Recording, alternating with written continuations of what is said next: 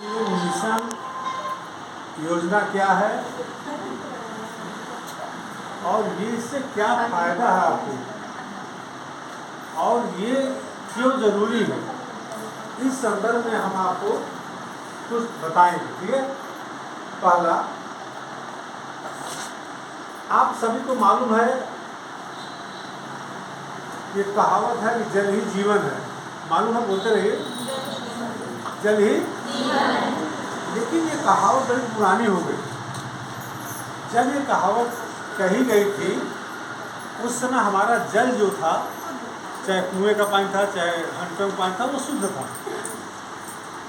आज जो जल है हमको ये नहीं कह रहे हैं सारा अशुद्ध ही है, ठीक है ना। लेकिन ज़्यादा संभावना ये लग रही है क्योंकि जल इतना प्रदूषित हुआ, इतना गंदा हुआ कि वो उस पानी को बहुत से अगर टेस्टिंग की जाए तो बहुत से नल का कुएं का पानी क्या निकलेगा, प्रदूषित निकलेगा। प्रदूषण क्या है अब ये बताएंगे। तो अगर उस प्रदूषित जल को अगर हम पीते हैं,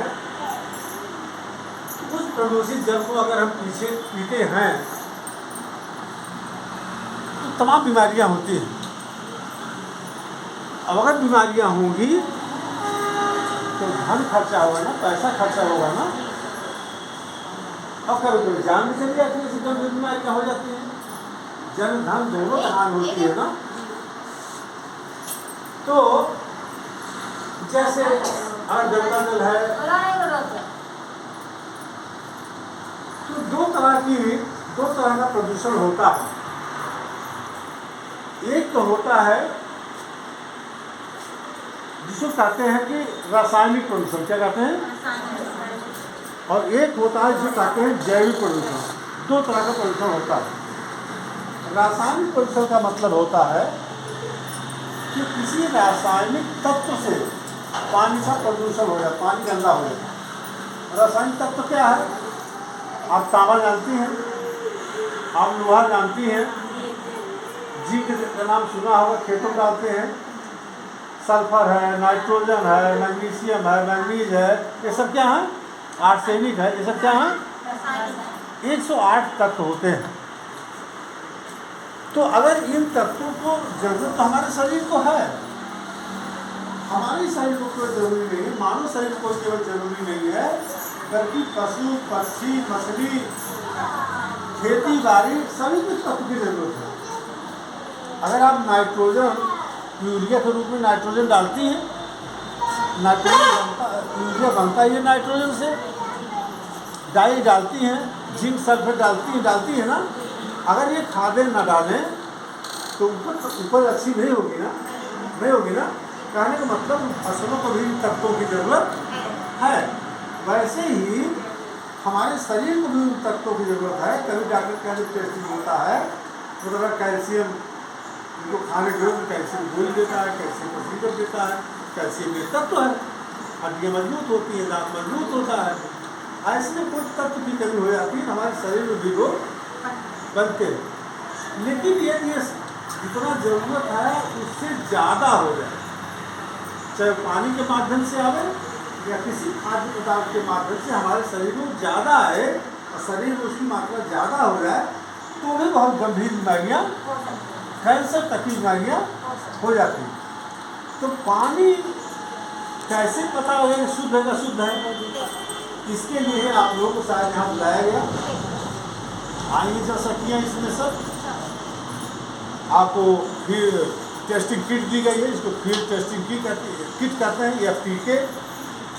उससे आप लोगों को पानी की जांच करते रहना है कि पानी शुद्ध है कि अशुद्ध है। अब बात आती है, ये तो आपको समझ में आ गया कि रासायनिक प्रदूषण, रासायनिक तत्व की मात्रा पानी में ज़्यादा हो गई तो हमारे शरीर को खतरा है। उसी तरह से दूसरा है जैविक प्रदूषण। जैविक प्रदूषण में आते हैं जीव जंतु से होने वाला प्रदूषण, जैसे बैक्टीरिया है, मच्छर है, मक्खी है। अगर ये पानी को प्रदूषित कर रहे हैं और उनसे होने वाला मलेरिया, हैजा, पेचिस होता है तो उसे क्या कहते हैं? जैविक प्रदूषण कहते हैं। तो रासायनिक प्रदूषण उसका जल प्रदूषण। तो इन्हीं के लिए कि यदि गांव वालों को शुद्ध जल दे दिया जाए तो कम से कम जल से होने वाली जो बीमारियां हैं वो नहीं होगी या कम हो जाएंगी, ठीक है ना। जल जनित बीमारियां, जल से होने वाली बीमारियां कम हो जाएंगी।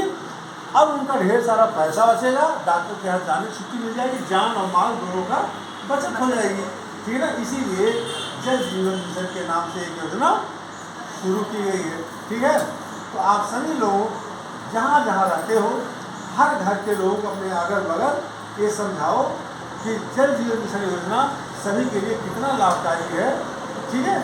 और सभी को कनेक्शन लेना चाहिए, सबको पानी पीने और खाना बनाने में क्या करना चाहिए, उसी का प्रयोग करना चाहिए जो जल जीवन मिशन से आपको मिलेगा, ठीक है ना। कपड़ा साफ करने के लिए आप नल का साफ करिए, कुएं का साफ करिए, जो करना करिए, लेकिन उसके लिए वही करिए, ठीक है ना। दूसरा है स्वच्छता। मान लो आपको शुद्ध पानी मिल गया, लेकिन आप पानी रखिए, उसमें हाथ डाल के पानी निकाल रहे हैं, जितना बैक्टीरिया कहाँ जाएगा उसमें चला जाएगा। घर के आसपास गंदगी फैली हुई, मच्छर मक्खी झुंझुना रहे, रोग पैदा करेंगे ना। जब करेंगे तो भी लोग फैलाएंगे। कहने मतलब बच्चा अगर आप खाना खाने जा रहा है उससे कहिए हाथ धो के खाओ साबुन से, शौच से आ रहा हाथ धुलवाइए। आप खाना बनाने जा रहे हो हाथ धोइए, खाना परोस रहे हो हाथ धोइए, बच्चे खिला रहे हो हाथ धो के, हरदम हाथ धो करके साबुन से काम करना चाहिए। कोरोना ने सिखाया ना, हाथ धो और बार बार धो है सर, तो वो सिखा गया, उसके बाद में भूल जाए, फिर हम कहेंगे लोग तो मेरे पास आ जाए। जो कोरोना आया इसीलिए था, सबको सिखाने स्वच्छता सिखा